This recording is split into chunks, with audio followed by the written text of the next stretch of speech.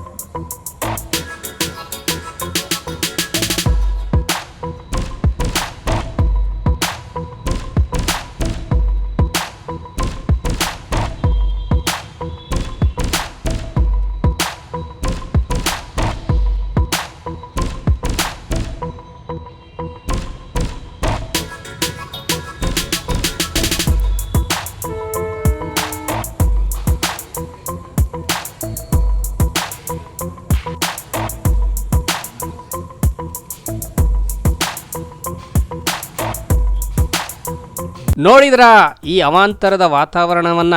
ಯಪ್ಪ, ಅಲ್ಲಿಗೂ ಎಂಟ್ರಿ ಕೊಡೋಕು ಅಸಹ್ಯ ಕಣ್ರಿ, ಅಸಹ್ಯ. ಅಷ್ಟೊಂದು ಕೆಟ್ಟ ಪರಿಸ್ಥಿತಿ ಆ ಕಟ್ಟಡದ ಸುತ್ತಮುತ್ತ ಇದೆ. ಈ ವಿಚಾರವನ್ನ ಅಲ್ಲಿನ ದೈಹಿಕ ಶಿಕ್ಷಣ ಇಲಾಖೆ ನಿರ್ದೇಶಕ ಶಿವಯ್ಯ ಅವ್ರ ಬಳಿ ಕೇಳಿದ್ರೆ ಅವ್ರು ಕೊಡೋ ಉತ್ತರ ನೋಡಿ. ಶಿವಯ್ಯ ಅಂತ ಸರ್. ಶಿವಯ್ಯರು ಡಿಗ್ರಿ ಕಾಲೇಜು, ತುಮಕೂರು ಡಿಗ್ರಿ ಕಾಲೇಜಲ್ಲಿ ಏನಾಗಿದ್ದಾರೆ sir? Physical director sir. Okay, ಎಷ್ಟು ವರ್ಷದಿಂದ ಇದ್ದೀರಿ ಸರ್? ಸರ್ 1 ವರ್ಷ ಆಯಿತು. ಈಗ ನಿಮ್ಮ ಫಿಸಿಕಲ್ ಡೈರೆಕ್ಟರ್ ಫಿಸಿಕಲ್ ಡಿಪಾರ್ಟ್ಮೆಂಟ್ದು ಕಟ್ಟಡ ನೋಡಿದೆ. ಹೌದು ಸರ್. ಈಗ ಮಕ್ಕಳಿಗೆ ಇಲ್ಲೇನು ಆ್ಯಕ್ಟಿವಿಟೀಸ್ ಮಾಡಿಸ್ತೀರಾ ಸರ್? ಸರ್ ಎಲ್ಲ ವಾಲಿಬಾಲು, ಥ್ರೋಬಾಲು, ಚೆಸ್ಸು, ಆಮೇಲೆ ಬಾಲ್ ಬ್ಯಾಡ್ಮಿಂಟನ್ನು, ಶಟಲ್ ಬ್ಯಾಡ್ಮಿಂಟನ್ನು, ಇಂಡೋರಲ್ಲಿ 2 ಕೋರ್ಟ್ ಮಾಡಿಸಿದ್ದೀವಿ. ಇಲ್ಲಿ ಇಂಡೋರಲ್ಲಿ ಜಿಮ್ ವರ್ಕು, ಚೆಸ್ಸು, ಕೇರಮ್ ಇಲ್ಲಿ ನಡೀತಾ ಇರುತ್ತೆ. ಔಟ್ಡೋರಲ್ಲಿ 1-2 ಕೋರ್ಟ್ ಮಾಡಿಸಿದ್ದೀವಿ. ವಾಲಿಬಾಲು, ಥ್ರೋಬಾಲ್ ಇದೆ. ಅಲ್ಲೂ ಕಾಲೇಜ್ ಮುಂದ್ಗಡೆ ಶಟಲ್ ಕೋರ್ಟ್ ಇದೆ. ಹಾಗಾಗಿ ಎಲ್ಲ ಆ್ಯಕ್ಟಿವಿಟೀಸು ನಡೀತಾ ಇರೋದೆ. ಈ ಸರಿ ಆಲ್ ಇಂಡಿಯಾಗೆ ಒಂದು 22 ಜನ ಸೆಲೆಕ್ಷನ್ ಆಗಿ, 20ರಿಂದ 22 ಜನ ಆಲ್ ಇಂಡಿಯಾ ಇಂಟರ್ ಯೂನಿವರ್ಸಿಟಿಗೆ ಹೋಗಿ ನಮ್ಮ ಕಾಲೇಜಿಂದ ಸೆಲೆಕ್ಷನ್ ಆಗಿ ತುಮಕೂರು ಯೂನಿವರ್ಸಿಟಿಗೆ ಪಾರ್ಟಿಸಿಪೇಷನ್ ಮಾಡಿದ್ದಾರೆ ಸರ್. ಬೇರೆ ಬೇರೆ ಯೂನಿವರ್ಸಿಟಿ. ನಿಮ್ಮ ಡಿಪಾರ್ಟ್ಮೆಂಟಿಗೆ ಕೊಟ್ಟಿರೋ ಕಟ್ಟಡನ ಸರ್ ಇದು? ಯಾವ ಸರ್? ಈಗ ನೀವು ನಿಂತಿರೋ? ಹಾಂ ಸರ್ ನಮ್ಮ ಡಿಪಾರ್ಟ್ಮೆಂಟ್. ಎಷ್ಟು ವೆಚ್ಚದಲ್ಲಿ ಆಗಿರೋಂಥದ್ದು ಸರ್? ಸರ್ ಅದು ನನಗೆ ಗೊತ್ತಿಲ್ಲ ಸರ್. ಒಂದು ಅಂದಾಜು? ಇಲ್ಲ ಸರ್, ನಾವು ಕೇಳಿಲ್ಲ. ನಾವು ಬಂದಿರೋದು ಇವಾಗ ಹೊಸ್ದಾಗೆ. ಓಕೆ, 1 ವರ್ಷ ಆಗಿದೆ. ಬಟ್ ನೀವು ಇದ್ರ ಮುಂಭಾಗದಲ್ಲೆಲ್ಲ ನೋಡಿದ್ರಿ ಅನಿಸುತ್ತೆ. ಸರ್.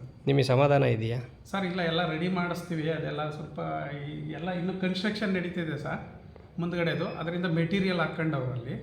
ಹಾಗಾಗಿ ಅದೆಲ್ಲ ಆದಮೇಲೆ ಮತ್ತೆ ಇದೆಲ್ಲ ಮುಂದ್ಗಡೆಗೆ ನಾವು ಎಕ್ಸ್ಟೆಂಡ್ ಮಾಡಿಸೋಣ ಅಂತ ರೂಮ್ ಇದೆ ಸರ್. ಇದು ಎಲ್ಲ ಆದರೆ ಡಿಪಾರ್ಟ್ಮೆಂಟು ಇದೆಲ್ಲ ಕನ್ಸ್ಟ್ರಕ್ಷನ್ ಮುಗಿಬೇಕು ಸರ್. ಪಕ್ಕದ ಕನ್ಸ್ಟ್ರಕ್ಷನ್ ನಡೀತಾ ಇದೆ. ಪಕ್ಕದ ನಡೀಲಿ ಸರ್. ಇದು ಫಿನಿಶಿಂಗ್ ಆಗಿದೆ ಕಟ್ಟಡ. ಇದು ಆದರೆ ಮೇಂಟೆನೆನ್ಸ್ ನೋಡಿದ್ರಾ ನೀವು? ಹ್ಞೂ ಸರ್, ಇದು ಮುಂದೆ ಕಸ ಕಡ್ಡಿ ಕೊಳಕು ಮುಂದ್ಗಡೆ ಅದೇ ಕನ್ಸ್ಟ್ರಕ್ಷನ್ ಮೆಟೀರಿಯಲ್ ಬಿಫೋರ್ ಆಯಿತು. ಕಟ್ಟಡದೊಳಗೆ ಏನಿದೆ ಸರ್? ಎಲ್ಲ ಇನಾಗ್ರೇಷನ್ ಆಗಿದೆ, ಕಟ್ಟಡ ಇದೆ, ಸುತ್ತಮುತ್ತ ನೀವು ನೋಡಿದ್ರೆ ಇನ್ನೂ ನಡೀತಾ ಇದೆ. ಈ ವಾತಾವರಣ ಇದೆಯಾ? ಮೆಟೀರಿಯಲ್ ಹಾಕೊಂಡವ್ರಲ್ಲ ಸರ್, ಎಲ್ಲಿ ಸರ್? ಇಲ್ಲಿ ಎಲ್ಲ ಕಬ್ಬಣ ಎಲ್ಲ ಕಟ್ ಮಾಡ್ತವ್ರೆ, ಹಾಂ, ಅಲ್ಲೇ ಹಾಕೊಂಡವ್ರೆ, ಶೆಡ್ ಹಾಕೊಂಡವ್ರೆ, ಅವ್ರು ಕೆಲಸದವ್ರೆ. ಬಟ್ ನಿಮ್ಗೆ ಹ್ಯಾಂಡ್ ಓವರ್ ಮಾಡಿದಾರಾ? ಇಲ್ಲ ಸರ್, ಅದು ಇನ್ನು ಇದು ಹ್ಯಾಂಡ್ ಓವರ್ ಆಗಿಲ್ವಾ? ಇದಾಗೈತೆ ಸರ್, ಆವಾಗಲೇ ಮುಂಚಾಗಿತ್ತು. ಅದನ್ನೇ ಹೇಳಿದ್ದು, ಇದು ನಿಮ್ಮ ಅಧೀನಕ್ಕೆ ಬಂದಿದೆ, ಹ್ಞೂ ಸರ್, ನಿಮ್ಮ ಕಂಟ್ರೋಲ್ ಬಂದಿದೆ. ಹೌದು ಸರ್, ಇಲ್ಲೊಂದು ಶಾಲೆ ಅಂದರೆ ಅದೊಂದು ಅಟ್ಮಾಸ್ಫಿಯರ್ ಬೇಕು. ಹೌದು ಸರ್, ಹೌದು ಸರ್. ಅಟ್ಮಾಸ್ಫಿಯರ್ ಇದೆ ಅನಿಸುತ್ತಾ? ನೀವು ಆತ್ಮಸಾಕ್ಷಿಯಾಗಿ ಹೇಳ್ಬಿಡಿ. ಹ್ಞೂ ಸರ್, ಇಲ್ಲಿ ಅದೇ ಮೆಟೀರಿಯಲ್ ಎಲ್ಲ ಎಳಿತಾರೆ, ಕೆಲಸ ಮಾಡ್ತಿರ್ತಾರೆ ಸರ್. ಇಲ್ಲಿ ಸರ್ ಈಗ ಕನ್ಸ್ಟ್ರಕ್ಷನ್ ನಡೀತಾ ಬಾಳು ಬಿದ್ದ ಕಟ್ಟಡ ಇದ್ದಂಗೆ ಐತೆ. ಇದು ಅವ್ರಿಗೆ ಶೆಡ್ ಕೊಟ್ಟವ್ರೆ ಸರ್ ಕೆಲಸದವ್ರಿಗೆ. ಬಿಫೋರ್ ಅಲ್ಲಿ ಬಿಡಿ ಸರ್, ನಿಮ್ಮ ಕಟ್ಟಡ ವಿತಿನ್ ಪ್ರಿಮಿಸಸ್ ಹೇಳಿ ಸರ್. ಇತ್ತ ಕಡೆ ಅದೇ ಸರ್, ನಾವು ಇದರಲ್ಲೇ ಫೆಸಿಲಿಟೀಸ್ ಮಾಡ್ಕೊಂಡಿದ್ದೀವಿ. ಹಾಂ, ಆದ್ರೆ ಮೇಂಟೆನೆನ್ಸ್ ಇಲ್ಲ. ಮೇಂಟೆನೆನ್ಸ್ ಮಾಡ್ತಾ ಇದೀವಿ ಸರ್, ಎಲ್ಲ ಕ್ಲೀನ್ ಮಾಡಿಸ್ತೀವಿ. ವಿಡಿಯೋನೇ ಕಾಣುತ್ತಲ್ರಿ ಶಿವಯ್ಯರೇ. ಅದೇ ಎಲ್ಲ ಮಾಡ್ತಾ ಇದೀವಿ. ಈಗ ಮನುಷ್ಯ ವ್ಯತ್ಯಾಸ ಆಗಿದ್ದನ್ನ ಒಪ್ಕೊಳ್ಳೋದು ಧರ್ಮ. ಅದು ಬಿಟ್ಟು ನೀವು ಸಾಧಿಸಿದ್ರೆ ನಾವೇನು ಮಾಡಲಿಕ್ಕಾಗಲ್ಲ. ಮೇಂಟೆನೆನ್ಸ್ ಇಲ್ಲ, ಪಕ್ಕ ಡೆಂಗ್ಯೂ, ಹಳ ಮೂಳ ಕಾಯಿಲೆ ಕಸಾಲೆಗಳು, ಶಾಲಾ ವಾತಾವರಣ ಇದ್ದಂಗೆ ಇದೆಯಾ ಇದು? ಹೌದು, ಅದೇ ಕನ್ಸ್ಟ್ರಕ್ಷನ್ ಮುಗಿದ್ಮೇಲೆಲ್ಲ ಇದು ಮಾಡ್ಬೇಕು ಸರ್. ನಿಮ್ಮ ಅಂಡರ್ ಬಂದಿದೆಯಲ್ರಿ ಕಟ್ಟಡ, ಕನ್ಸ್ಟ್ರಕ್ಷನ್ ನಡೀತಿರೋದು ಬೇರೆ ಕಡೆ, ನಿಮ್ಮ ಕಂಟ್ರೋಲ್ ಬಂದಿದೆ, ನಿಮ್ಮ ಪ್ರಿಮಿಸಸ್ಸಲ್ಲಿ ಇದಿದೆ. ನನಗೂ ಅರ್ಥ ಆಗುತ್ತೆ, ಯಾಕಂದ್ರೆ ನಾನು ಸಾಕಷ್ಟು ವಿಚಾರಗಳು ನೋಡ್ತಿರ್ತೀನಿ. ನೀವು ಮೇಂಟೈನ್ ಮಾಡಿಲ್ಲ ಅನ್ನೋದು ಮೇಲ್ನೋಟಕ್ಕೆ ಇಲ್ಲಿ ಕಾಣ್ತಾ ಇದೆ. ಅದೇ ಸರ್, ಶೆಡ್ ಬೇರೆ ಕೊಟ್ಟಾರ ಕೆಲಸದಾಗ, ಅದೇ ಶಿವಯ್ಯರೇ, ಇಲ್ಲೇ ಇದೆಯಲ್ಲ ಸರ್, ಶೆಡ್ಗೂ ಇದಕ್ಕೂ ತುಂಬ ಅಂತರ ಇದೆ. ಹ್ಞೂ ಸರ್, ನಾನು ಹೇಳ್ತಿದ್ದೀನಲ್ವ, ನಾನೇನು ಹೊಸದಾಗಿಂತವು ನೋಡ್ತಾ ಇಲ್ಲ. ಬಟ್ ಶೆಡ್ ಇರೋದೆಲ್ಲಿ? ನಿಮ್ಮ ಫಿಸಿಕಲ್ ಎಜುಕೇಷನ್ ಡಿಪಾರ್ಟ್ಮೆಂಟ್ ಇರೋದೆಲ್ಲಿ? ನಿಮ್ಮ ಸುತ್ತ ಏನಿದೆ? ಇಲ್ಲೆಲ್ಲ ಏನು ಕನ್ಸ್ಟ್ರಕ್ಷನ್ ನಡೀತಾ ಇದೆಯಾ? ಇಲ್ಲ ತಾನೇ? ಅದೇ ಇಲ್ಲಿ ನಡೀತೈತೆ ಸರ್, ಇಲ್ಲಿ ಪಕ್ಕ ಇದು ಹಿಂದೆ ಇದು ಪಕ್ಕದ್ದೇ ನಡೀತೈತೆ ಸರ್. ಇಲ್ಲಿ ಇದು ನಿಮ್ಮ ಡಿಪಾರ್ಟ್ಮೆಂಟಲ್ಲಿ ಏನಾಗಿಲ್ಲ ತಾನೆ? ಇಲ್ಲಿ ರೂಮ್ ಅಷ್ಟೇ ಸರ್, ಮುಂದ್ಗಡೆಗೆ ಹಾಕಂತವ್ರು ಮೆಟೀರಿಯಲ್, ಕೆಲಸದಾರಿಗೆ ಶೆಡ್ ಕೊಟ್ಟವ್ರೆ. ಬಟ್ ನೀವು ಹೇಳ್ತಿರೋದೇನು ನಮ್ಮ ತಪ್ಪಿಲ್ಲ ಇದರಲ್ಲಿ? ಸರ್, ತಪ್ಪು ಏನಿಲ್ಲ, ಮೇಂಟೈನ್ ಮಾಡ್ತೀವಿ ಸರ್. ಬಟ್ ಈಗ ಮಾಡಿಲ್ಲ, ಕೆಲಸ ಮಾಡ್ತವ್ರೆ, ಅದಕ್ಕೋಸ್ಕರ ಅದೆಲ್ಲ ಮುಗಿದ್ಮೇಲೆ ಕೆಲಸ ಮಾಡ್ತವ್ರಲ್ಲ ಸರ್, ಶೆಡ್ ಇಲ್ಲೇ ಕೊಟ್ಟ. ನೋಡಿದ್ರಲ್ಲ ಈ ವಯ್ಯ ಶಿವಯ್ಯನ ಮಾತು. ತಡ್ರಿಸ್ಕೊಂಡು ಉತ್ತರ ಕೊಡುವ ಈ ವಯ್ಯನಿಗೆ ಕಡಿಮೆ ಅಂದ್ರೂ ಲಕ್ಷಕ್ಕೂ ಅಧಿಕ ಸಂಬಳ ಇದೆ ಅನಿಸುತ್ತೆ. UGC ಸ್ಕೇಲ್ ಬೇರೆ. ಸ್ಪೋರ್ಟ್ಸ್ ಆಕ್ಟಿವಿಟಿನಲ್ಲಿ ಅದು ಏನು ಸಾಧನೆ ಮಾಡಿದಾರೋ ಏನೋ, ಅದು ಒತ್ತಟ್ಟಿಗಿರ್ಲಿ. ಈ ಕಟ್ಟಡದ ಸುತ್ತಮುತ್ತ ನಾಯಿ ಹಂದಿ ಕೂಡ ವಾಸ ಮಾಡಲ್ವೇನೋ ಕಣ್ರಿ. ಹೋಗ್ಲಿ, ಅವ್ರು ಕೂರುವ ಕೊಠಡಿಯಾದರೂ ಕ್ಲೀನ್ ಇದೆಯಾ? ನೋ ವೇ, ಚಾನ್ಸೇ ಇಲ್ಲ. ಈ ಅಧ್ವಾನ ಕುರಿತು ಅಲ್ಲಿನ ಪ್ರಾಂಶುಪಾಲರನ್ನು ಕೇಳಿದರೆ ಅವರು ಹೇಳೋದೇನು ನೀವು ಒಮ್ಮೆ ನೋಡಿಬಿಡಿ. ಒಂದು ನಿಮಿಷ ಹೇಳಿ ಸರ್. ಅಫ್ಕೋರ್ಸ್ ನಾನು ನೋಡಿದ್ದೀನಿ ಹೇಳ್ತೀನಿ. ಮೇಡಮ್ ವಿಸಿಟ್ ಕೊಟ್ಟಿದ್ದೀರಾ ಅಲ್ಲಿಗೆ? ಹೌದು ಸರ್, ಹೋಗ್ತಾ ಇರ್ತೀವಿ. ಓಕೆ, ಬಟ್ ಸ್ವಚ್ಛತೆ ಎಲ್ಲ ಇದೆಯಲ್ಲ?